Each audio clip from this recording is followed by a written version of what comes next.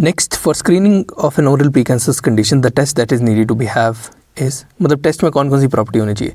The test should be highly specific and test should be highly sensitive.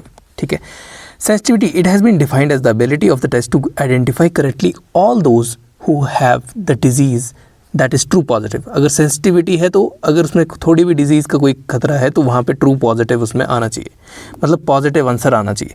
Specificity का मतलब है it is defined as the ability to of the test to identify correctly those who do not have the disease.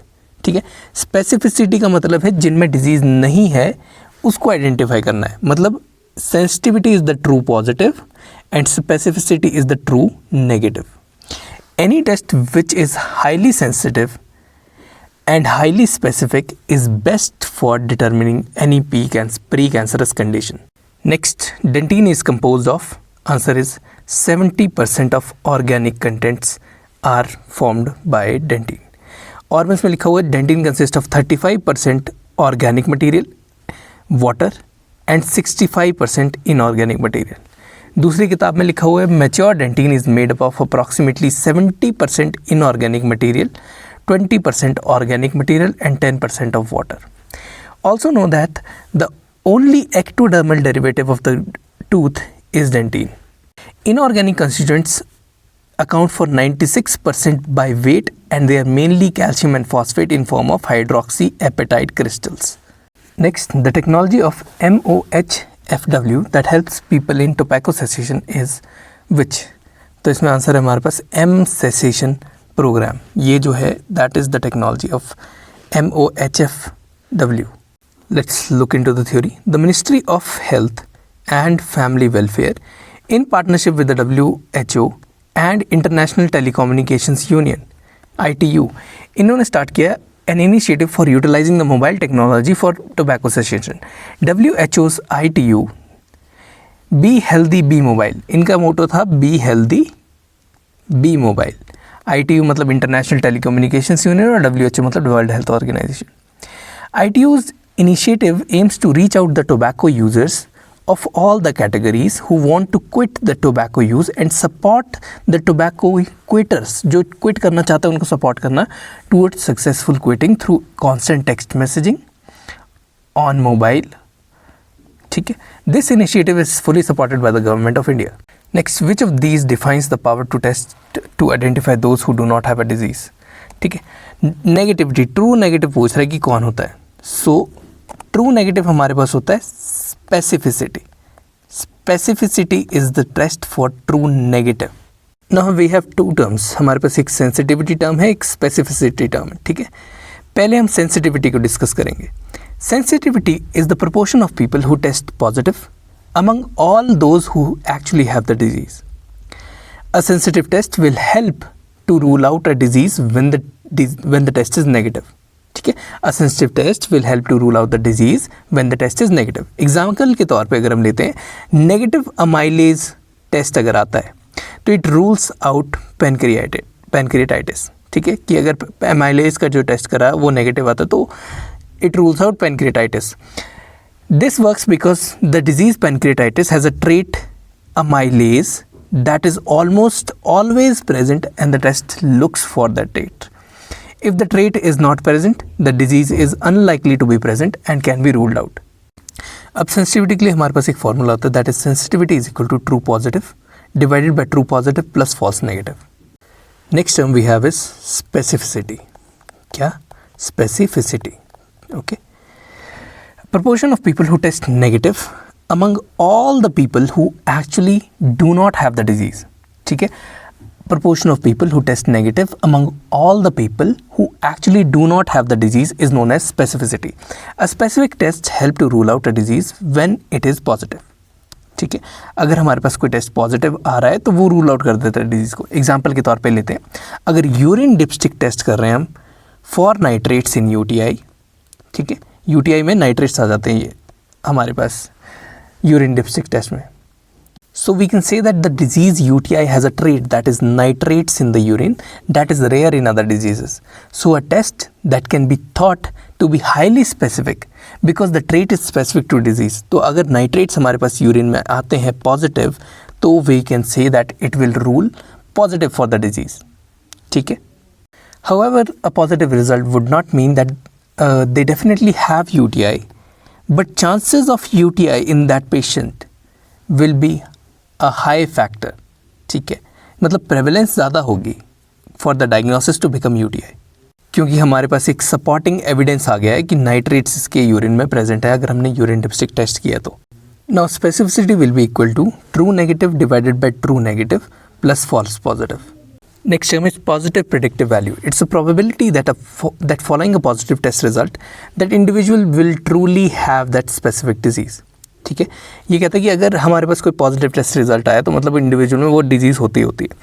तो positive predictive value is equal to true positive divided by true positive plus false positive. Next last term is negative predictive value. Negative predictive value, it's the probability that following a negative test result, मतलब एक बार negative test result आ जाता है, the individual will not truly have the specific disease. तो हम ये कह सकते हैं कि इंडिविजुअल में वो डिजीज़ होने के चांसेस कम है, मतलब वो नेगेटिव आ रहा है उसके लिए, ठीक है. So prognosis will be negative for that particular disease.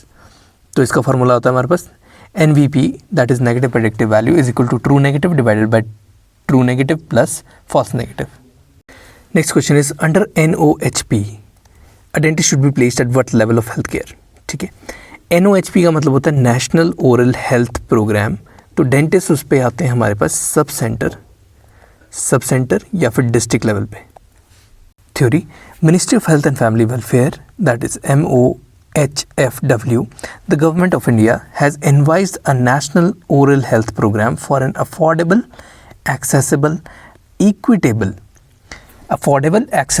equitable oral health and care delivery system in a well-coordinated manner for bringing about optimum oral health levels for all by 2020.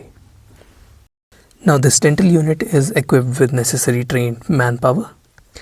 Equipment भी होता है, including dental chair, support for consumables that will be provided to the states through the NOHP program. These units, according to the level of saturation of the state's own dental units, may be established at district hospitals या फिर in the health facilities below the level of district hospitals. Next, which of these programs deals with children of 0 to 18 years of age? तो 0 to 18 years of age में हमारे पास आता है RBSK, that is राष्ट्रीय बाल स्वास्थ्य कार्यक्रम. इसके अंदर हमारे पास ट्रीटमेंट्स होती हैं. इसके साथ एक और होता है हमारे पास, दैट इज़ RKS, जो होती है रोगी कल्याण समिति, जहाँ पे नॉर्मल प्राइस से कम में ट्रीटमेंट होती है. बेसिक थ्योरी की बात करते हैं. राष्ट्रीय Bal Swasthya Karyakram, that is RBSK, is an important initiative aiming at early identification and early intervention for children from birth to 18 years of age to cover 4 Ds. 4 Ds cover कर रहे होते हैं इसमें. Deficiency, diseases, developmental delays including disability. ठीक है, क्या क्या चीज़ें? Deficiency, diseases, developmental delays including disability. Next question is if lactobacillus colony count is 8000 then it shows what? It shows moderate activity. ठीक है, ये बेसिक एक टेबल है, उसको याद करना हमने. देखो इंटरप्रिटेशन में क्या होता है कि लैक्टोबैसिलस अगर हमारे पास 0 to 1000 आते हैं तो केरीज एक्टिविटी टेस्ट में हम लिटिल या नन मानते हैं उसको. पर ml ऑफ सलाइवा की बात हो रही है. अगर 1000 से 5000 के बीच में आता है तो स्लाइट केरीज एक्टिविटी होती है. 5000 to 10000 होती है तो मॉडरेट केरीज एक्टिविटी होती है. और 10000 अबव आ रहे हैं पर ml ऑफ सलाइवा में तो marked caries activity will be seen in the patient. Next is oral health technology is not given much attention because of lack of patient education, lack of funds, lack of scientists और lack of knowledge among the regulatory bodies. तो इन्होंने जो answer दिया है, जो सही answer, that is lack of knowledge among the regulatory bodies, that is the answer given by them. Next, if an infection has to be restricted, the technique of needle closure that should be used at which kind of technique? तो needle closure के लिए हमेशा scoop method use करते हैं. ठीक है, needle को break करना भी कोई तरीका नहीं होता. रीयूज़ तो हम करते नहीं नीडल को. 2 हैंड क्लोजर भी नहीं करते.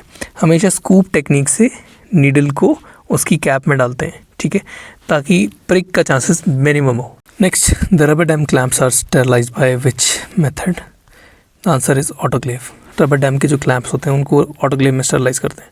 Next, metallic taste in stannous fluoride is due to, metallic taste जो स्टेनस फ्लोराइड में होता है that is due to tin hydroxy phosphate. ठीक है, 8% स्टेनस फ्लोराइड का सॉल्यूशन होता है जिसके अंदर डिसएग्रीबल मेटालिक टेस्ट होता है due to tin hydroxy phosphate. Next, the stannous fluoride SnF2 has a fluoride concentration of how much? So answer is 19,500 parts per million. Okay, 3 तरह की टॉपिकल फ्लोराइड्स हम यूज़ करते हैं. First is in Knutson technique. Knutson technique में we use sodium fluoride. ठीक है. In Muhler's technique में we use stannous fluoride. Next आती है हमारे पास APF जो कि एसिड रिलेटेड फॉस्फेट फ्लोराइड होती है. That is also a topical fluoride. Now this is a basic table of different topical fluorides. सबसे पहले sodium fluoride, stannous fluoride and APF. ठीक है, इनमें सबसे ज़्यादा fluoride concentration that is in part पर मिलियन स्टैनस फ्लोराइड के अंदर होती है. उसके बाद आती है हमारे पास APF के अंदर that's acid related phosphate fluoride, और सबसे कम होती है सोडियम फ्लोराइड के अंदर. pH सोडियम फ्लोराइड का न्यूट्रल होता है, स्टैनस फ्लोराइड का एसिडिक pH होता है, और APF का भी हमारे पास एसिडिक pH होता है. यानी जब हम इनको स्टैनस फ्लोराइड और APF को जब हम टिश्यू पे लगाते हैं तो ये बर्न्स कॉज कर सकता है. तो इसके लिए हमें पहले टिश्यू शील्ड करनी पड़ती है बाय यूजिंग वैसलीन और liquid rubber dam, which one ever you prefer. Also the frequency of application very. Sodium fluoride को हम 4 टाइम लगाते हैं. ठीक है, वीकली इंटरवल पे लगाते हैं, यानी 3, 7, 11 और 15 साल पे लगाते हैं.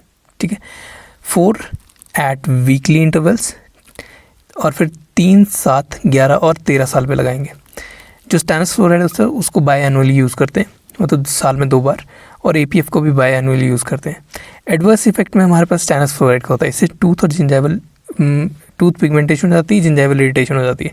टूथ जो है वो कलर ब्लैकिश कलर या फिर ब्राउनिश ब्लैक कलर का हो जाता है.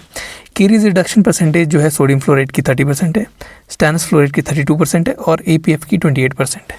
सो बेस्ट अगर हम एस्थेटिक्स और दोनों चीज़ें कंसिडर करें, एस्थेटिक्स और प्रोटेक्शन दोनों को कंसिडर करें, तो सोडियम फ्लोराइड इज़ बेस्ट. अगर एस्थेटिक्स कंसिडर नहीं कर रहे हैं तो stannous fluoride is the best in carries reduction. और सबसे लास्ट में हमारे पास आता है APF. The fluoride concentration of fluorspar is how much? Fluorspar की फ्लोराइड कंसनट्रेशन होती है 48.90%. ठीक है. कैल्शियम फ्लोराइड एक कैल्शियम सॉल्ट है जिसको हम फ्लोरस्पार बोलते हैं, FLUORSPAR, और इसकी जो फ्लोराइड कंसनट्रेशन है that is 48.90%. Next, if the cancer is classified as stage 1, 2, 3, 4, then one kind of scale it is. तो आंसर है हमारे पास it is a kind of ordinal scale. Theory different type of scales होते हैं हमारे पास. First होता है nominal scale. Nominal scale describes a variable with categories that do not have natural order of ranking. You can code nominal variables with numbers if you want, but you can order them in an arbitrary और any calculation. जैसे कि mean, mode, median में हम उसको nominal scale के अंदर रख सकते हैं. एग्जाम्पल के टाइम पे जीनोटाइप आ गया, ब्लड टाइप आ गया, जिप कोड आ गई, gender, race, eye colour, political party, इनको हम नॉमिनल स्केल के अंदर कंसिडर करते हैं. नेक्स्ट आता है हमारे पास ऑर्डिनल स्केल. ऑर्डिनल स्केल में जहाँ पे ऑर्डर मैटर नहीं करता उसको हम कहते हैं ऑर्डिनल स्केल. सिर्फ डिफरेंस बिटवीन वैल्यूज़ होता है, यानी कि socio economic status, low income, middle income, high income. कोई ऑर्डर मैटर नहीं कर रहा, कोई वैल्यू मैटर नहीं कर रही, सिर्फ डिफरेंस है अलग अलग चीज़ों के बीच में. एक और एग्जांपल जो हम आजकल देखते हैं that is likely, extremely likely, dislikely, neutral. ऐसी चीज़ें भी ऑर्डिनल स्केल के अंदर आती हैं. नेक्स्ट आता है हमारे पास इंटरवल स्केल. इंटरवल स्केल में हमारे पास where there is order and the difference between the two values is meaningful. For example अगर हम ले इंटरवल स्केल में तो temperature degree Celsius, pH score, credit score, ऐसी चीज़ें जो हैं वो इंटरवल स्केल में आती हैं. फॉर एग्जांपल मतलब रेंज अगर हम ले रहे हैं किसी भी चीज़ की तो हम उसको कहेंगे इंटरवल स्कोर. जैसे pH हमारे पास 1 to 14 होती है, तो दिस इज़ अ रेंज, ये एक रेंज है. ठीक है, so this is known as a interval score. Next, ratio scale. Ratio scale में रेशो वेरिएबल होता है. It is all the properties of an interval variable, मतलब 2 पॉइंट्स के बीच के वेरिएबल की सारी प्रॉपर्टीज़ होंगी, लेकिन इसमें क्लियर डेफिनेशन दी गई होगी व्हाट इज़ ज़ीरो. ठीक है, there is none of that variable. Zero पे हमारे पास कोई भी उस वेरिएबल की वैल्यू नहीं आएगी. For example enzyme activity. ठीक है, एंजाइम एक्टिविटी हम माइनस से लेकर प्लस तक करते हैं. माइनस का मतलब है कि रिटार्ड हो रही है एंजाइम एक्टिविटी, प्लस का मतलब है कि फॉरवर्ड रिएक्शन जा रहा है. माइनस का मतलब नेगेटिव रिएक्शन, प्लस का मतलब फॉरवर्ड रिएक्शन, और ज़ीरो का मतलब है कि कोई यहाँ पे एक्टिविटी नहीं हो रही है. डोज अमाउंट, ठीक है। डोज अमाउंट में भी 0 हम क्लियरली स्पेसिफाई कर सकते हैं, और डोज अमाउंट हमारे पास 0 से लेकर मिनिमम से लेकर एक थ्रेशोल्ड तक जाती है। Next is reaction rate. Reaction rate क्या तो पॉजिटिव हो सकता है या नेगेटिव हो सकता है। 0 का मतलब है कोई रिएक्शन नहीं होगा, ठीक है। इसके अलावा हमारे पास एग्जांपल आता है टेम्परेचर। टेम्परेचर केल्विन में अगर हम लिखते हैं तो 0 डिग्री केल्विन का मतलब है कोई हीट प्रेजेंट नहीं है, ठीक है। वेट, वेट में भी हम 0 को स्पेसिफाई कर सकते हैं किसी नंबर में, ठीक है। लेंथ, लेंथ में भी हम 0 स्पेसिफाई कर सकते हैं कि मतलब कोई रेशो स्केल में 0 का मतलब है कि वहाँ पर जो भी वेरिएबल हम बात कर रहे हैं उसकी वैल्यू नल है। Next, world health day 2019 theme was it was say and act on mouth health. Simply say and act on mouth health, ठीक है। हम थीम्स के बारे में बात करते हैं। 2013 में था healthy teeth for a healthy life. 2014 में था सेलिब्रेटिंग हेल्दी स्माइल्स। 2015 में था स्माइल फॉर लाइफ। 2016 में था हेल्दी माउथ हेल्दी बॉडी। 17 में life mouth smart, live mouth smart, live mouth smart था 17 में। 18 में था से think about mouth health. Think about mouth health जो था वो 18 में था। 19 में था से थिंक कर लिया अब 19 में act on mouth health. The world oral health day is celebrated every year on 20th March and it's an internationally celebrated day so as to celebrate the benefits of healthy mouth and to promote worldwide awareness of the issues around the oral health and the importance of oral hygiene to look for everyone whether he is young or old. Next question, symptom checker can help in identifying what? तो 4 option हमारे पास दिए हैं। First is identifying science and symptoms, second is removing myths and facts, third is locating services. तो symptom checker जो है वो तीनों में हेल्प करता है। हमारे पास साइन और सिम्टम को आइडेंटिफाई में भी हेल्प करता है, रिमूविंग मिथ एंड फैक्ट में भी आइडेंटिफाई करता है, and it helps to locate the services as well. देखो, वेरियस इंटरनेट पोर्टल्स पे हमारे पास सिम्टम चेकर वाले सॉफ्टवेयर्स मिल जाते हैं। वहाँ पे हम बेसिकली अपनी आइडेंटिफाई कर सकते हैं condition based upon science and symptoms. हमें एक परफॉर्मा भरने को मिलेगा, उससे हम आइडेंटिफाई कर सकते हैं कि हमारी कंडीशन कौन सी हो सकती है, डिफरेंशियल क्या हो सकता है, और इन्हीं के बेसिस पे हमारे पास ईजिली वो लोकेट कर देता है नियरेस्ट डॉक्टर, नियरेस्ट क्लिनिक और नियरेस्ट हॉस्पिटल। नेक्स्ट, ई दंत सेवा is a type of primordial prevention. Answer is primordial prevention. अब डिफरेंट टाइप ऑफ प्रिवेंशन के बारे में बात करते हैं। First is primordial prevention. Stage of disease में हमारे पास अंडरलाइन कोई भी कंडीशन प्रेजेंट होगी जिससे कि डिजीज़ कॉज हो रही है। टारगेट पॉपुलेशन किस में चेक करते हैं प्रीमोडियल प्रिवेंशन में? टोटल पॉपुलेशन और सिलेक्टेड ग्रुप में हम प्रीमोडियल प्रिवेंशन करवा सकते हैं, ठीक है। अंडरलाइन कंडीशन चेक करते हैं जिससे कि जो कॉज है उसको हम रिमूव कर सकें, ठीक है। नेक्स्ट आता है प्राइमरी प्रिवेंशन। सेवरल कॉजेटल फैक्टर्स, उनको हम चेक करते हैं, ठीक है। उसके बाद इसमें टोटल पॉपुलेशन पे कर सकते हैं, सिलेक्टेड ग्रुप पे कर सकते हैं, हेल्दी इंडिविजुअल के अंदर कर सकते हैं। सेकेंडरी लेवल ऑफ प्रिवेंशन में क्या होता है कि early stage of the disease में बंदा होता है और ज़्यादातर पेशेंट पर ये हम टेस्ट करते हैं, ठीक है। प्रिवेंशन का लेवल पेशेंट्स पर ही करते हैं। टर्सरी प्रिवेंशन में मतलब कि लेट स्टेज ऑफ डिजीज़ है, पेशेंट बीमारी से ग्रसित है, तो यहाँ पे भी जो टारगेट पॉपुलेशन है हमारे पास वो पेशेंट ही होती है। नाउ ई दंत सेवा, it's a primordial form of prevention that aims to sensitize the person about significance of maintaining optimum oral health and equips the person with the tools and knowledge to do so, including awareness of the nearest oral health centers. Next, fifth cusp is not usually seen in, तो mandibular 4 option हमारे पास। Mandibular first molar के अंदर fifth cusp होता है, third molar के अंदर mandibular fifth cusp होता है, मैक्सिलरी फर्स्ट मोलर के अंदर फिफ्थ कस्प होता है, दैट इज कस्प ऑफ कैरिबुला। जो मैंडिबुलर सेकंड मोलर होता है, सेकंड मोलर, उसमें फिफ्थ कस्प मैक्सिमम टाइम्स में एब्सेंट होता है। Next, mercury is disposed of bye which method? So answer is collect and recycling method. Mercury को हम कलेक्ट और रिसाइकिल करके ही डिस्पोज ऑफ कर सकते हैं। Since it's difficult to collect mercury, most dental settings are now not using mercury products and thus are mercury free. Next question is what does the following question mark represent in the figure? ठीक है, so ये जो question mark है it represents oral health related quality of life. Okay, it's a multi dimensional construct, मतलब 5 चीज़ों से construct हो रहा है ये। That include subjective evaluation of individuals oral health को इवेलुएट कर रहा है, फंक्शनल वेलबींग को इवेलुएट कर रहा है, इमोशनल वेलबींग को इवेलुएट कर रहा है। इसके बाद expectations of the person, satisfaction with the care and sense of self, वो इन सारी चीज़ों का जो जोड़ है हमारे पास, that is oral health related quality of life. Next, brushing technique for gingival recession is which one? Answer is modified Stillman's technique is best for gingival recession patients. Now, indications for various brushing techniques, Bass or modified Bass. It is for routine oral hygiene. Bass and modified Bass for routine oral hygiene. Modified Stillman with the areas with the progressive gingival recession and root exposure. जहाँ पे areas of gingival recession है plus root exposure जहाँ पे हो रही है वहाँ पे modified Stillman. Next is Fones technique, circular technique or scrub method and roll and sweep method. It is in young children, in physically handicapped children and in patients lacking dexterity. Fones technique, circular technique, scrub technique and roll and sweep method. Next is Leonard's vertical method. Leonard's vertical method. It is for small children. छोटे बच्चों के लिए होता है Leonard's vertical method with deciduous teeth. Small children with deciduous teeth उनमें Leonard's vertical method.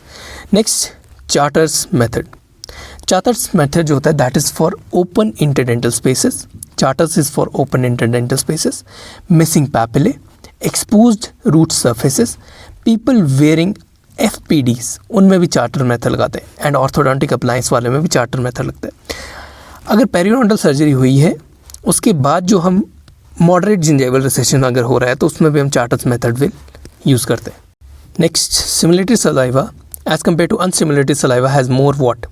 Stimulated saliva has more amount of bicarbonate ions as compared to unstimulated saliva. Let's talk about the composition. Unstimulated saliva has approximately same amount of water. ठीक है, simulated में लगभग कम होता है। Solids simulated में थोड़े ज़्यादा होंगे। Flow rate is more for simulated saliva. pH of simulated saliva is more than that of unstimulated saliva. Sodium concentration is extremely more in case of simulated saliva. ठीक है, 20 से पार चला जा रहा है। क्लियर। नेक्स्ट, पोटेशियम कंसनट्रेशन कम हो जाती है, सोडियम ज़्यादा है तो पोटेशियम कम हो जाता है, तो सिमुलेटेड सलाइवा में पोटेशियम विल बी लेस।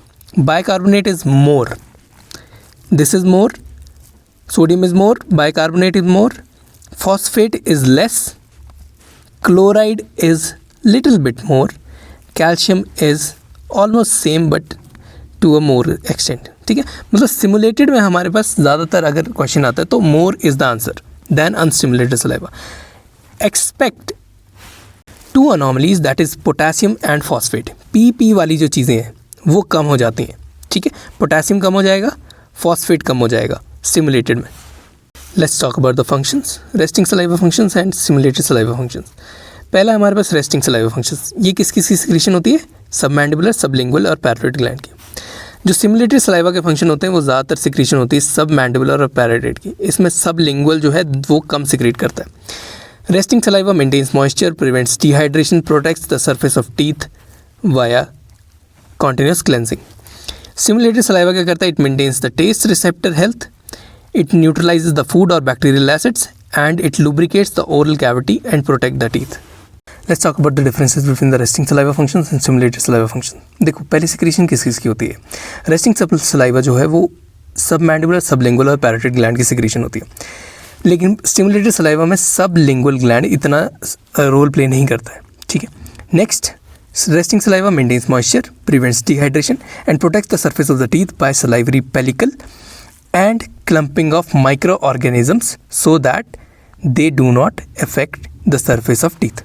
ठीक है, ना स्टिमुलेटेड सलाइवा की बात करते हैं। स्टिमुलेटेड सलाइवा के फंक्शंस में प्राइमरी सिक्रीशन सबमैंडिबुलर और पैराटाइड ग्लैंड की होती है। Maintain the teeth receptor health, taste receptor के जो हेल्थ है वो स्टिमुलेटेड सलाइवा मेंटेन कर रहा है। इट न्यूट्रलाइजेज द फूड और बैक्टीरियल एसिड।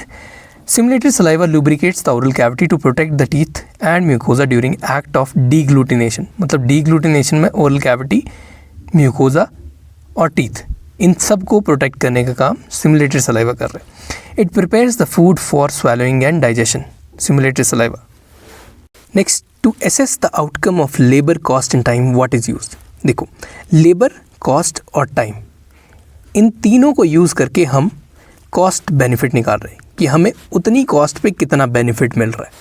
अगर इजी भाषा में कहें तो हम सारी जो काम होते हैं गवर्नमेंट के उनको रैंक किया जाता है, ठीक है, और ये भी चेक किया जाता है कि किससे कॉस्ट टू बेनिफिट रेशियो सबसे ज़्यादा होगी, मतलब रिटर्न कौन सबसे ज़्यादा देगा, क्योंकि पब्लिक फंड कभी भी सफिशिएंट नहीं हो सकते। Has there are various needs to rank various projects so that officials can select the intervention which will deliver highest monetary return to the population with the cost that is applied onto it.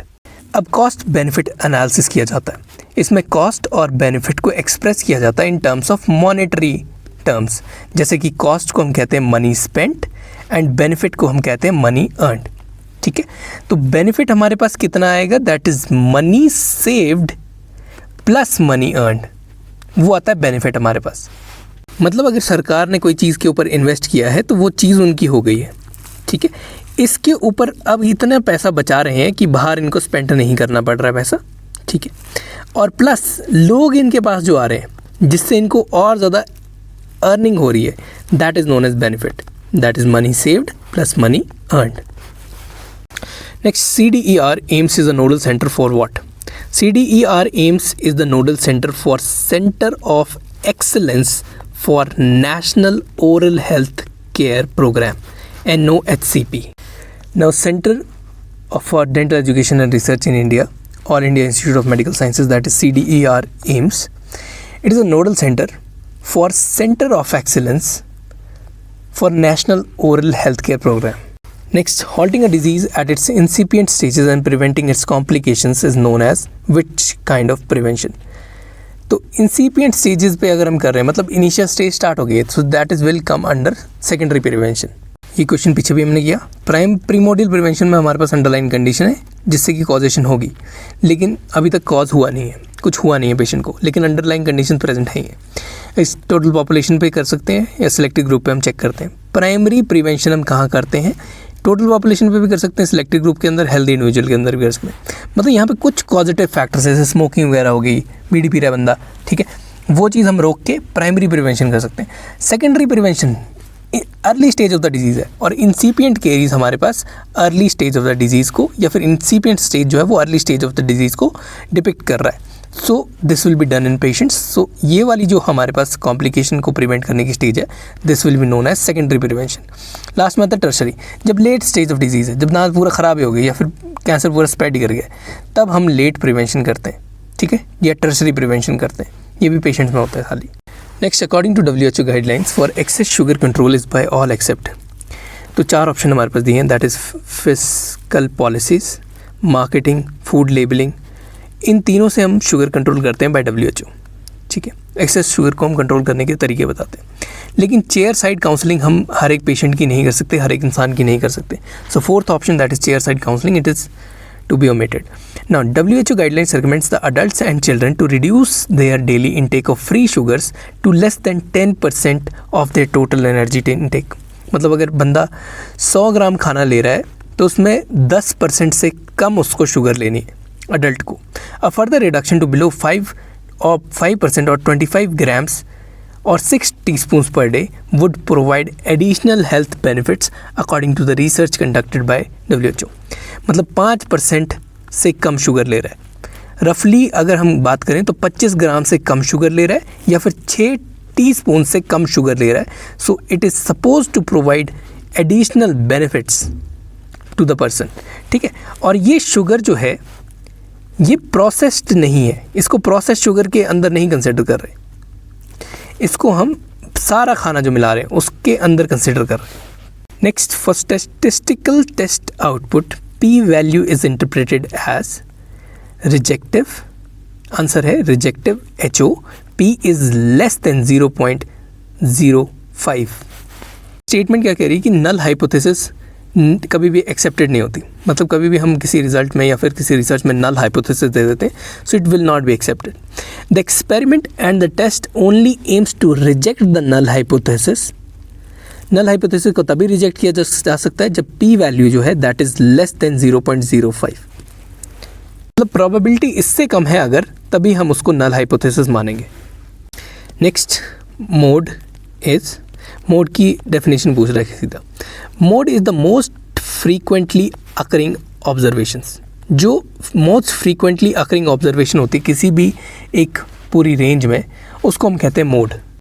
Let's discuss all the definitions. First is mean, second is mode, and third is median. Okay, first is mean, that is the arithmetic average of all the values. Arithmetic average of all the values कैसे निकालते हैं इसको? We can add all the values together and then divide by number of values, that is known as mean, और we can say arithmetic average of all the values. Second आता है हमारे पास mode. Mode is the most frequently occurring observation. सबसे ज़्यादा frequently occurring observation किसी पूरी range of observations में जो है, that will be known as a mode. ठीक है। मीडियन, मीडियन जो होती है वो मिडल ऑब्जर्वेशन होती है। बेसिकली अगर हम असेंडिंग या डिसेंडिंग ऑर्डर में पूरी सीक्वेंस में किसी भी डेटा को प्रेजेंट करें तो उसमें जो मिडल वैल्यू होती है उसको हम कहते हैं as median. Next, which one of the following has least chances to become oral cancerous lesion? चार ऑप्शन है हमारे पास, एरिथ्रोप्लेकिया, OSMF, ल्यूकोप्लेकिया, तीनों के चांसेस होते हैं बनने के। लेकिन फोर्थ इज कैंडिडियासिस। कैंडिडियासिस इतना पोटेंट प्री मैलिग्नेंट लीजन नहीं है, ठीक है, लेकिन बाकी तीन में हमारे पास chances are more. So fourth option that is candidiasis is ruled out. Least chances oral candidiasis के होते हैं to become oral cancerous lesion. Next, a non hypertensive patient with BP of 170 over 120 reports to you. What will be done for oral prophylaxis? Will you do oral prophylaxis or will you not do oral prophylaxis? Answer is no. We will send him back to his physician, जहाँ पे वो अपनी medicine को change करवाएंगे, अपने जो भी change करवाना करवाएंगे। उसके बाद उनका BP जब हमारी रेंज में होगा, in the normal range, then only we will proceed with oral procedures. Now, as the diastolic blood pressure that is 120 is too much high, तो कोई भी अगर हम डेंटल प्रोसीजर करते हैं सो उसमें क्या होगी कि हमारे पास प्रोफ्यूज डेंटल ब्लीडिंग होती रहेगी और वो घाव नहीं भरेगा इजीली। और 120 अगर डायस्टोलिक है हमारे पास तो ये एक केस है ऑफ हाइपरटेंसिव इमरजेंसी, जिसमें और ज़्यादा दिक्कतें पेशेंट बियर कर सकता है ड्यूरिंग द डेंटल प्रोसीजर। इसलिए पहले उसका हमारे पास जो ब्लड प्रेशर है, अनकंट्रोल ब्लड प्रेशर है, उसको मैनेज करना पहला इंपॉर्टेंस है। Now let us talk about various stages of hypertension. सबसे पहले आती है प्री हाइपरटेंशन। प्री हाइपरटेंशन में हमारे पास systolic blood pressure is 120 to 139 millimetre of mercury and diastolic is between 80 to 89 millimetre of mercury. We can proceed but with caution. इसमें proceed कर सकते हैं लेकिन विद कॉशन, ठीक है। उसके दवाई ली होनी चाहिए, खाना वगैरह खाया होना चाहिए और हमारे पास पहले सारी चीज़ें अवेलेबल होनी चाहिए जिससे कि हम अगर कोई इमरजेंसी आती है तो उसे मेंटेन कर पाए या फिर मैनेज कर पाए। नेक्स्ट इज़ हाइपरटेंशन, ठीक है। जब हमारा ब्लड प्रेशर उसकी रेंज 140/90 से ज़्यादा हो जाए या फिर सिस्टोलिक हमारा 140 से ज़्यादा हो जाए, उसे हम कहते हैं हाइपरटेंशन, मतलब patient is suffering from hypertension. Next after this is hypertensive crisis और हाइपरटेंसिव इमरजेंसी, ठीक है। जब सिस्टोलिक हमारा 170 के ऊपर चला जा रहा है, सिस्टोलिक इज अप टू 170, 170 से ऊपर चल जाता है, so then we will say it as hypertensive crisis. लेकिन हमारा डायस्टोलिक जो है वो लगभग 100 तक ही है, ठीक है। उसके बाद बात आती है हाइपरटेंसिव अर्जेंसी के बारे में। इसमें acute rise in blood pressure होता है without any end organ damaged, यानी कि डायस्टोलिक ब्लड प्रेशर जो रेस्टिंग ब्लड प्रेशर है बॉडी के अंदर, वो ही greater than 120 millimetre of mercury के ऊपर होता है, ठीक है। हाइपरटेंसिव इमरजेंसी में अगर आप कोई प्रोसीजर कर रहे हैं तो उसमें हाई चांसेस रहते हैं कि पेशेंट का BP प्रोसीजर के दौरान ही इतना बढ़ जाए कि वो हेमरेज कर दे या फिर कोई और दिक्कत दे दे, इंट्राक्रेनियल हेमरेज कर दे, कोई बॉडी के अंदर ब्लीडिंग शुरू हो जाए, या फिर जो आपने हल्का सा भी कट मारा है वहाँ पे ब्लीडिंग रुकेगी नहीं, ठीक है। नेक्स्ट लास्ट में आती है hypertensive emergency. There is acute rise in blood pressure with acute end organ damage. यहाँ पे एंड ऑर्गन डैमेज शुरू हो जाता है, जहाँ पे एंड कैपिलरीज होती हैं वहाँ पे वो कैपिलरीज बर्स्ट होना शुरू हो जाती हैं, वहाँ ब्लड ढंग से नहीं पहुँचेगा, इस्चीमिया हो जाएगी, इस्चीमिया के बाद नेक्रोसिस एंड सेल डेथ, ठीक है। इसमें diastolic blood pressure is usually greater than 120 millimetre of mercury, plus जो सिस्टोलिक है वो 200-250 से ऊपर चला होता है, 200-250 की रेंज में चला होता है। Next, one of the most common side effect of phenytoin is the answer is gingival hyperplasia. देखो, फेनेटोइन इंड्यूस्ड जिंजाइवल हाइपरप्लेजिया जो होता है वो बहुत ज़्यादा कॉमन चीज़ होती है। ड्रग्स कॉजिंग जिंजाइवल हाइपरप्लेजिया के उनके बारे में नाम पढ़ते हैं। सबसे पहला है anti convergent drug, that is phenytoin. Second is immunosuppressant drug जो जिंजाइवल हाइपरप्लेजिया कॉज करता है, that is cyclosporine A।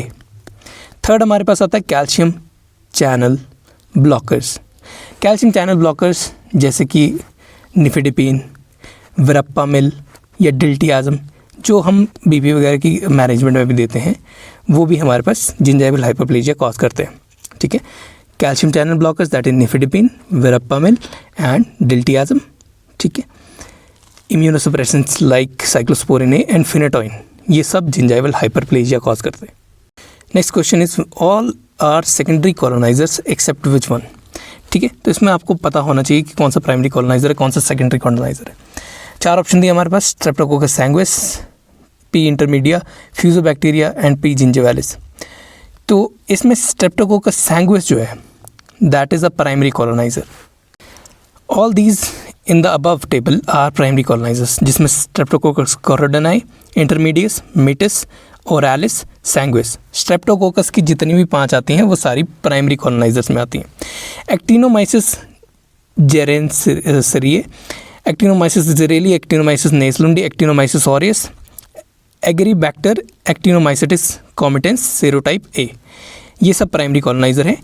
कैप्नोसाइटोफेजिया gingivalis primary colonizer, Capnocytophaga और ochracea is primary colonizer, Capnocytophaga sputigena is primary colonizer, Eikenella corrodens is a primary colonizer, Actinomyces odontolyticus is a primary colonizer and Velionella parvula is a primary colonizer. Next secondary colonisers के बारे में, जो कि primary colonisers के बाद आएंगे, बहुत बाद, जब एनारोबिक रेस्पिरेशन हमारी स्टार्ट हो जाएगी।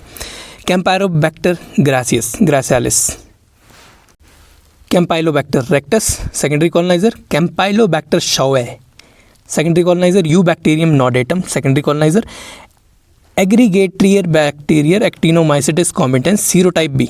ये दो जो हैं वो सेम चीज़ें आ रही हैं। सीरोटाइप ए जो है वो प्राइमरी कॉलोनाइजर है और सीरोटाइप बी, ये देखो ये प्राइमरी कॉलोनाइजर है और सीरोटाइप बी जो है हमारे पास that is a secondary coloniser.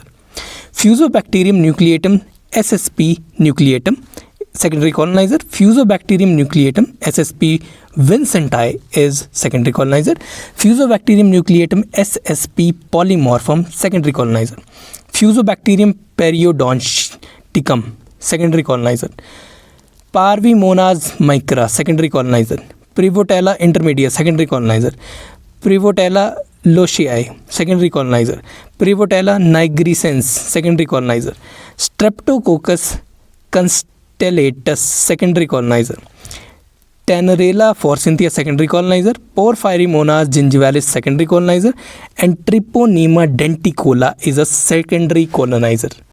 Next question, localized juvenile periodontitis, the primary pathogen is what? Localized juvenile periodontitis में primary pathogen is Actinobacillus actinomycetes comitans. Next question we have is what is Berksonian bias और Berkson bias. देखो Berkson bias हमारे पास it is also known as admission bias. ठीक है, Berkson bias is a type of selection bias, एक तरह का selection bias है, and it can arise when a sample is taken not from general population but from sub population. जब हम सब population से सैंपल लेते हैं तब हम कहते हैं देयर इज बर्कसन्स और Berksonian's bias, that is a selection bias. Next, multifactorial causation theory was given by who? तो आंसर है हमारे पास Pettenkofer of Munich. Pettenkofer of Munich gave multifactorial causation theory. Multifactorial causation theory because it has many causes or multiple factors, therefore it is known as multifactorial causation theory. This theory helps us to understand the various causative agents. ठीक है, now after understanding the causative agents, it will suggest the preventive and planned measures that are needed to be taken to control the disease. Next, what is true for type B autoclave? देखो type B autoclave में हमारे पास vacuum cycle for drying जो होती है वो present होती है। There is a vacuum cycle for drying. Basically the classification of sterilization cycles use in autoclaves divides them into 3 types. सबसे पहले आता है N टाइप, फिर आता है B टाइप, फिर आता है S type. Now N type is also known as downward displacement type.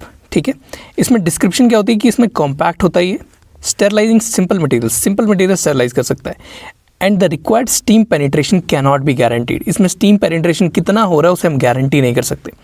It is dependent upon creation of vacuum at the start which is not obligatory, मतलब वैक्यूम स्टार्ट में use कर सकता है ये, लेकिन ऑब्लिगेटरी नहीं होता, मतलब ज़रूरी नहीं है कि वैक्यूम यूज़ करेगा ये।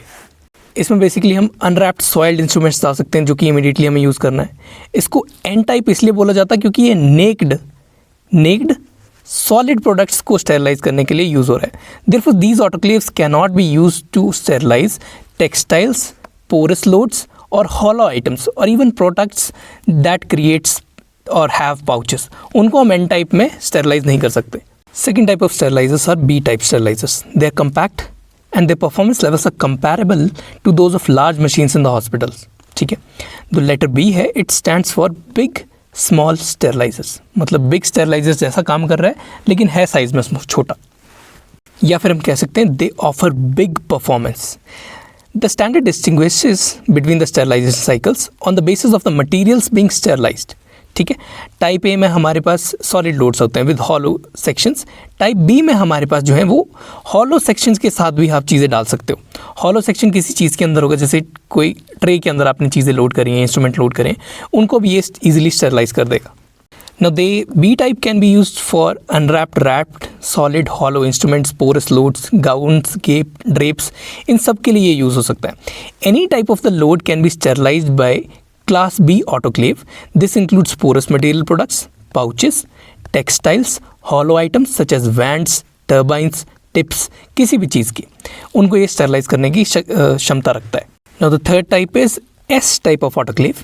It is also a vacuum based autoclave. ये intermediate होता है between the N type and the B type. और इसमें जो characteristics होते हैं वो किसी standard से defined नहीं होते।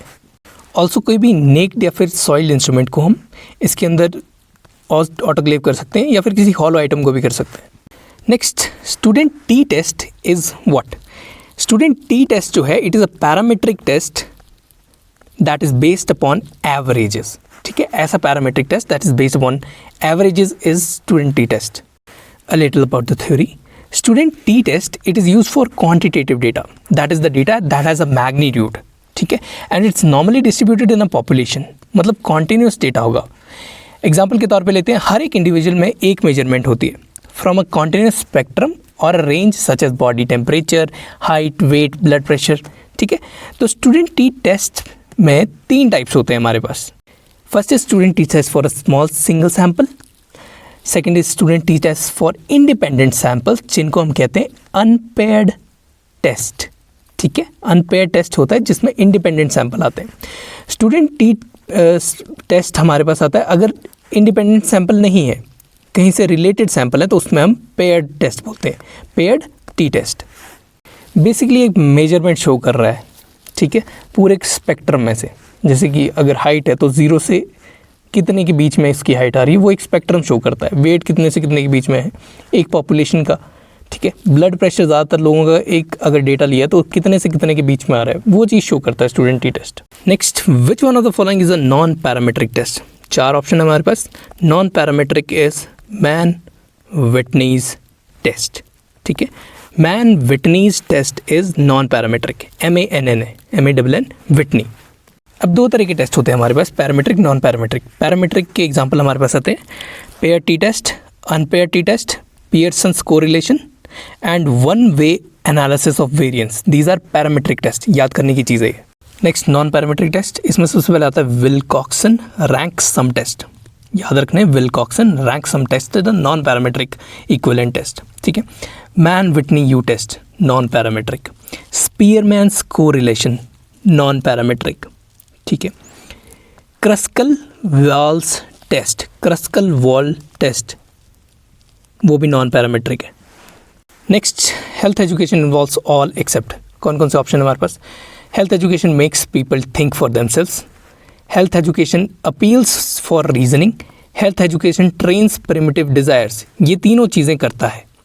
Trains primitive desires, it appeals to reasoning, it makes people think for themselves. जो गलत ऑप्शन है, it is develop reflexive behaviour, मतलब उसको कॉन्टीन्यूस कुछ ना कुछ चाहिए अपने आप को मेंटेन करने के लिए, वो होता है रिफ्लेक्सिव बिहेवियर। मतलब उसको कुछ बोलना पड़ेगा, हमेशा समझाना पड़ेगा तो वो हेल्थ एजुकेशन में नहीं आता है। हेल्थ एजुकेशन में हम लोगों को उनके बारे में खुद सोचने के लिए मजबूर करने की एजुकेशन देते हैं। Theory, basic components of health education are motivation, communication and decision making. What?